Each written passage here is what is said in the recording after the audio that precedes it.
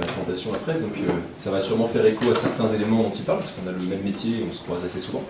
Donc juste pour mettre un tout petit peu de contexte, moi c'est Victor, l'associé de Flavien.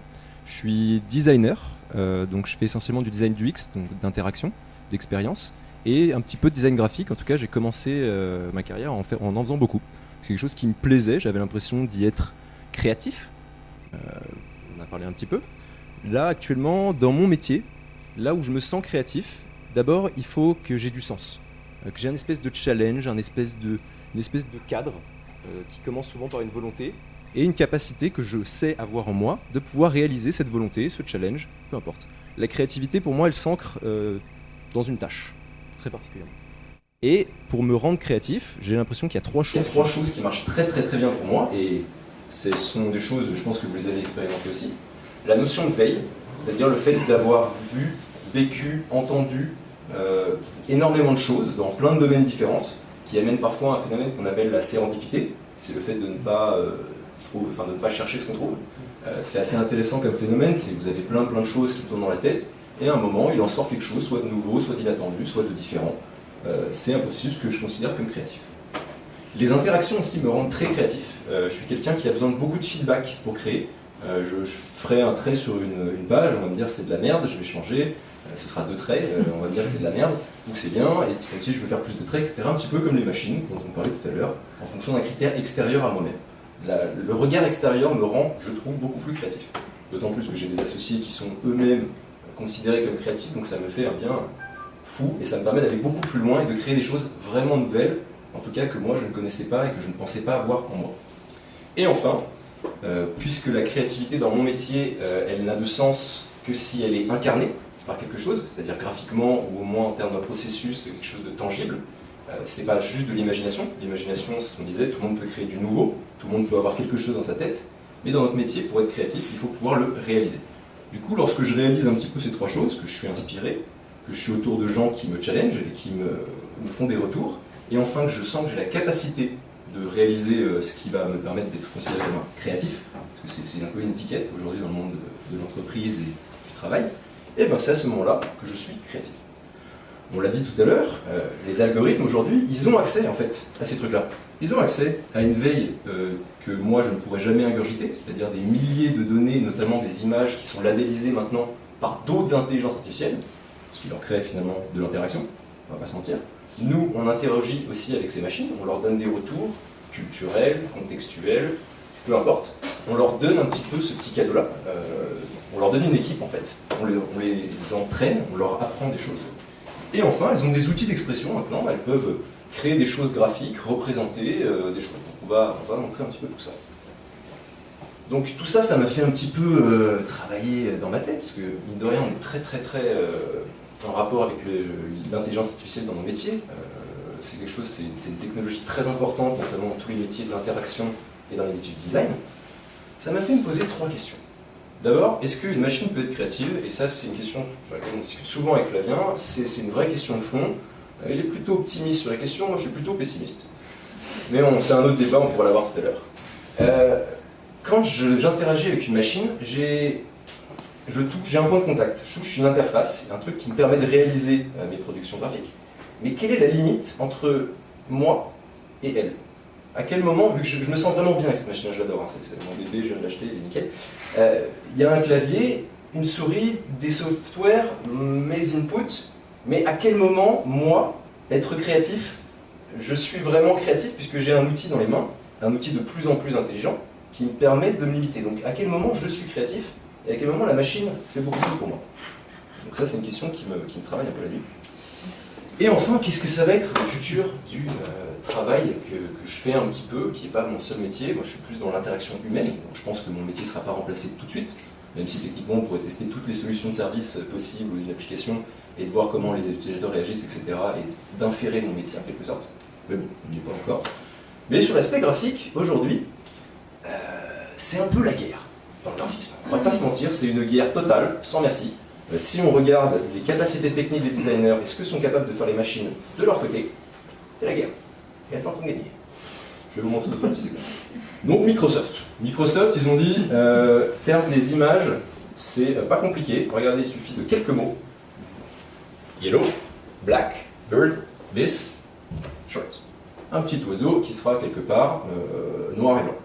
Donc au début, on arrivait à aller faire un petit peu ça, petit à petit les algorithmes sont devenus de plus en plus malins, je vais pas refaire l'histoire de l'algo. On arrive aujourd'hui à pondre des trucs comme ça, qui est une image d'oiseau qui n'existait pas avant. C'est une compilation de plein d'images d'oiseaux, originale, neuve, plutôt pas trop mal foutue, même si pixelisée actuellement. Elle a créé quelque chose à partir de juste 5 mots. Merde, comme moi j'aurais pu faire un dessin il y a quelques années quand j'étais petit.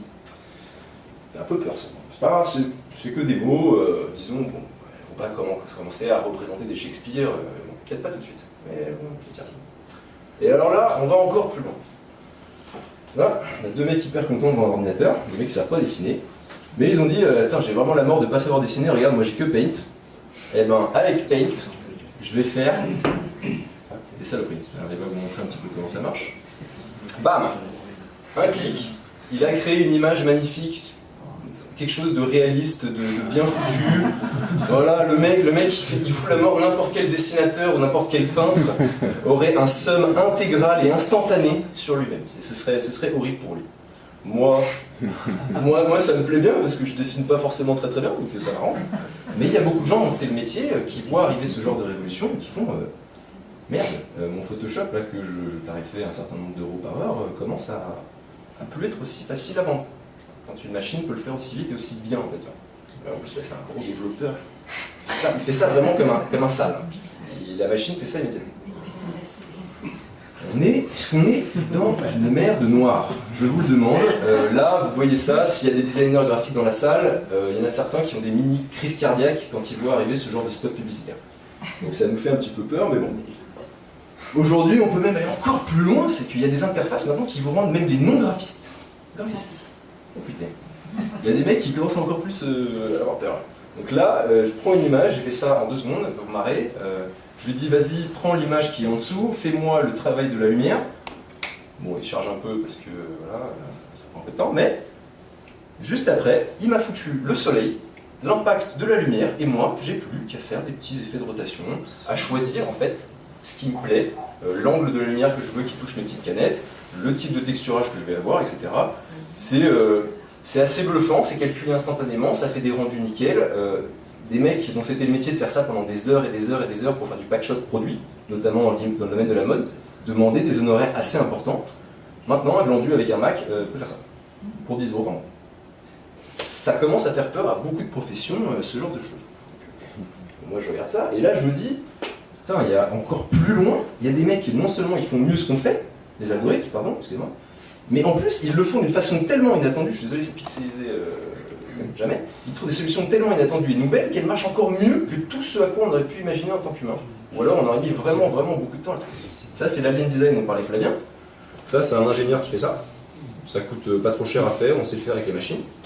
Ça c'est un algorithme plutôt malin, assez bien entraîné qui commence à le faire, et là c'est de l'algorithme ultra optimisé qui commence à faire un truc qui coûte pas cher, qui est ultra résistant, même plus encore que cette pièce mécanique bien connue, et qui est en train de tout casser. On ne comprend pas. Là on a peur, même les ingénieurs, qui avaient aussi les designers graphiques, les designers qui faisaient de la voiture, de la mécanique, etc., commencent aussi à avoir peur, parce que là ils sont meilleurs que nous les robots là. Merde. J'ai un petit peu peur. Donc, pour moi, il y a quelques petites limites un petit peu à tous ces trucs qui font peur aux designers. C'est d'abord, il faut faire des choix et il faut donner du sens. Flavien en a énormément parlé, je ne reviendrai pas là-dessus, mais l'être humain est toujours capable de prendre les meilleures décisions, notamment quand il en vient au niveau du contexte culturel, ce qu'un humain dans un contexte particulier est capable d'accepter. Par exemple, si la meilleure solution pour faire avancer une file, c'est que tout le monde saute sur le dos les uns des autres et que les plus moches ou les plus gentils passent devant, culturellement ça ne marchera pas. Même si ce serait la meilleure solution, on va dire la plus optimisée. Donc on est encore bon là-dessus, et tant que les machines ne font pas des trucs pour elles-mêmes, normalement on a encore du job. Souvent les IA sont très spécifiques, très fonctionnelles. Elles fonctionnent sur un truc, même si c'est en train de changer, on va de plus en plus vers des théories un petit peu plus... Voilà, mais à l'heure actuelle, on est surtout sur des tâches particulières et puis ça consomme. Ça fait fondre la banquise. Amélie Cordier le dit régulièrement, les ours polaires ne nous remercient pas. Ça consomme énormément, c'est pas encore optimisé, il y a encore pas mal de travail. Et où est-ce qu'on s'arrête? Là, c'est une question plus sociétale, on se reposera peut-être tout cela. Est-ce qu'on a envie que les machines soient meilleures que nous? C'est une question. Par exemple, là, il y a des gens en Suède, nana, une développeuse plutôt solide, qui a perdu un pote, qui l'a transformé en chatbot. Je vous passe le détail technique. Et du coup, elle discute avec son pote mort sur Facebook. Imaginez qu'on arrive à reproduire les interactions, à partir des interactions qu'on a eues sur les réseaux sociaux ou avec les autres gens, pour créer, je sais pas, un Einstein ou les génies de notre siècle et qu'on puisse discuter avec eux librement, ou même les laisser faire notre travail. C'est une vraie question. Pour moi, c'est pas de la science-fiction complète. Il y a des processus qu'on va pouvoir reproduire à partir d'interactions, c'est-à-dire par exemple le type de réponse que donnerait une personne. Et si on trouve qu'une personne me stimule, par exemple Flavien, quand on discute, c'est du bon tac au tac. Si on analysait toutes nos conversations depuis 10 ans, peut-être qu'on arriverait à reproduire des semblants de conversations qu'on a ensemble, et du coup je serais jamais tout seul quand j'ai besoin de discuter. Même si c'est le week-end. Donc là, on se pose vraiment des questions, ça peut aller très très très loin. Et bien, pour moi, c'est pas forcément le fond du problème.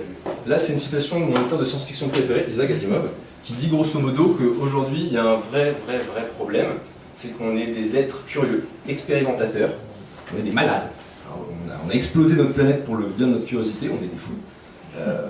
On n'est pas capable d'aller aussi vite en termes de progrès qu'en termes d'éthique et de réflexion sur notre propre vie. C'est un petit peu la limite qu'on a aujourd'hui. Donc, tant qu'à faire, on est tous là, on est tous intéressés par ces thématiques-là. C'est peut-être l'occasion d'initier un petit débat, d'en discuter, que ce genre de réflexion peut-être se diffuse sur la société. Parce que c'est ça. Ça, les intelligences artificielles, je ne sais pas si elles l'ont aujourd'hui. Aujourd'hui, c'est un truc, je pense que c'est encore assez humain. Puisque c'est dans un contexte culturel et que c'est profondément... C'est très sage de dire ça. J'apprécie. Du coup, en fait, la vraie question, c'est pourquoi est-ce qu'on devrait faire les humains contre les robots, alors qu'on peut faire les IA et les humains contre nos problèmes, qui sont, il me semble, il suffit d'allumer les infos ou de regarder n'importe quel journal, parce qu'ils aiment bien vendre des trucs qui font peur, on a des problèmes. Et même, j'ai des problèmes. J'ai besoin d'un coup de main, j'ai du taf, on n'a plus le temps, la vie va super vite, on va tous mourir un jour, en tout cas nos versions physiques.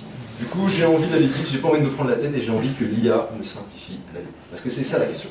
Me simplifie la vie, mais pas me bouffe mon travail. Donc là, il y a une petite, là c'est un peu sociétal et puis un petit peu aussi plaisir. Je vais vous expliquer un petit peu ma réflexion. Aujourd'hui, l'intelligence artificielle, elle peut nous permettre de faire des choses magnifiques, c'est-à-dire de synthétiser l'intelligence collective de l'ensemble de la planète.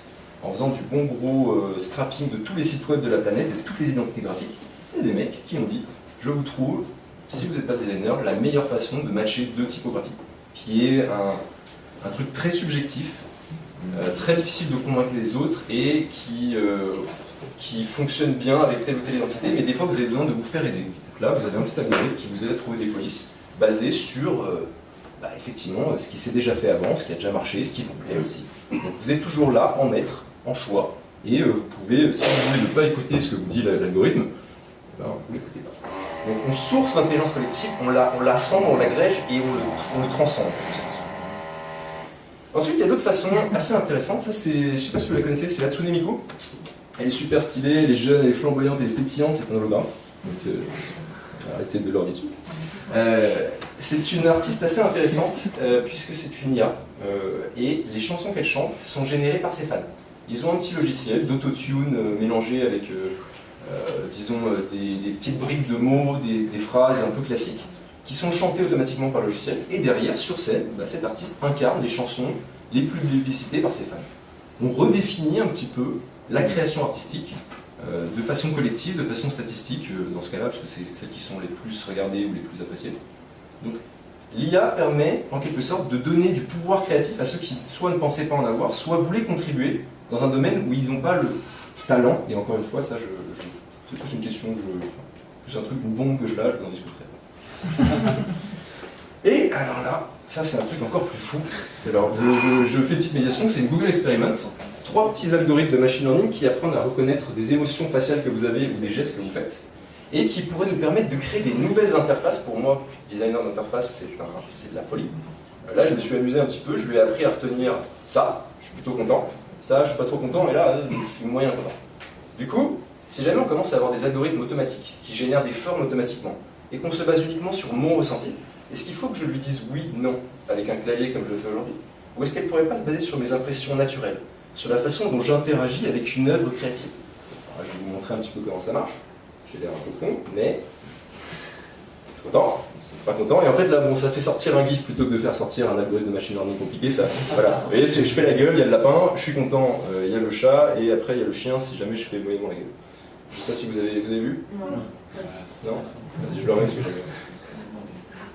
Content? Pas content. Et attention, moyennement content. Voilà. Donc il panique un peu, parce que je ne l'ai pas entraîné longtemps, mais ça c'est que 10 photos de chacun.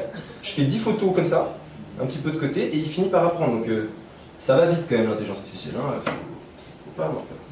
Donc c'est un assistant sur mesure, quoi. Il me connaîtrait, il serait capable de réagir à la façon dont j'interagis avec ce qu'il me propose. Ce serait super pour moi. Et ça a des implications, moi, pour mon métier qui seraient juste dingues. Dans le marketing, on s'en sert déjà. Aujourd'hui, si vous commencez à voir aussi les productions sur Netflix avec Mad vs Wild, vous proposez à Baird de faire des choix dans le film, ou comme dans un jeu vidéo par exemple, c'est peut-être plus simple. Dans un jeu vidéo, en fonction de la façon dont vous interagissez avec le jeu, il vous propose des histoires différentes, comme le très bon Red Redemption 2, qui a des intelligences artificielles, vengeresse, incroyablement méchante, super, enfin, faites du mal dedans, vous allez voir, c'est super, ça rend le jeu. Et enfin, ça peut être un deuxième type d'artisan qui peut être un truc qui me simplifie la vie, qui m'accélère mon travail, qui me rend plus productif. Parce que la créativité, c'est fatigant. Du coup, des fois, il faut se simplifier la tâche. Là, c'est pareil, une petite Google Experiment qui dit, regardez, mon ambition, j'ai super mal. Mais de toute façon, voilà, ça fait un peu ce bruit-là. Et puis derrière, vous imaginez, l'intelligence artificielle commence à composer avec moi et à faire un petit duo. Alors au début, c'est pas beau. Vous jouez un quart d'heure, non, un quart d'heure, c'est un peu plus mélodieux. Voilà, on s'habitue peut-être à avoir un assistant un peu chelebon et vif. À la fin, il s'est dit, ouais, vas-y, le gars, il improvise et tout, c'est parti, moi aussi. Le jaune, c'était l'intelligence artificielle, le bleu, c'était moi. J'ai fait un peu voilà, je sais pas, je joue du piano. Elle a produit un truc, c'était pas déconnant, j'étais assez surpris. Tu peux brancher le jack, hein, si tu veux. Non, c'est donc tout ça, toutes ces petites questions que je me suis posées, toutes ces réflexions que j'ai eues, j'aimerais les partager avec vous après, parce que c'est pas des réponses, enfin j'ai pas de réponse encore, je crois, pour en parler. Je sais pas si l'IA me fait super peur ou m'enthousiasme comme jamais, parce que ça va simplifier ma vie, augmenter mon métier, me permettre d'être plus créatif, de trouver des choses nouvelles, de nouvelles modalités d'action, de toutes ces choses-là. Voilà, donc j'ai lancé des questions. Est-ce qu'une machine peut être créative? Est-ce qu'une machine, qu'est-ce qu'une machine et qu'est-ce qu'un humain? Quand on commence à mélanger les deux, quand on commence à avoir un téléphone greffé dans la tête et dans la poche, est-ce qu'on est toujours un humain comme il y a 100 ans, ou comme il y a même 10 ans, ou il y a même 5 ans? Est-ce qu'on est toujours humain? Et enfin, quel est le futur de nos métiers si on laisse l'ensemble des tâches créatives, de divergence, d'invention aux machines? Ça va être une question plus sociétale, une question à laquelle pour moi, on ne peut pas répondre encore à l'heure actuelle, puisqu'on en est encore à pas mal de balbutiements en termes d'intelligence artificielle. Donc c'est une question que je laisse ouverte. Voilà. Je vous remercie.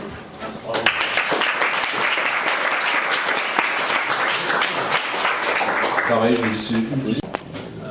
S'il n'y a pas de questions, je laisserai mes très chers collaborateurs continuer. Yes. On peut se poser la question de l'approche artistique, des approches artistiques en général. Oui. Ta prise de parole en public, tu le fais bien. Tu vulgarises des choses qui sont qui traitent de boîte noire ou de. Enfin, tu mets en valeur, tu mets en lumière, tu mets en musique des données qui sont brutes. Et ça, c'est déjà une donnée sur l'évolution de. Il y a des conférences où Flavien parlait des métiers de demain comme l'inspirateur ou le coach pédagogique. Je pense que ça en effet appris à se développer. Et je suis entièrement d'accord, et d'ailleurs j'espère, parce qu'on a créé notre boîte un petit peu sur cette base-là, donc du coup ce serait super que ce soit des métiers d'avenir. Alors que bêta-tester, si vous voulez. Ah bah, grand plaisir, vous d'ailleurs pouvez tous devenir bêta-testeurs, regardez notre site, voyez ce qu'on fait, faites-vous plaisir. Merci beaucoup pour l'intervention.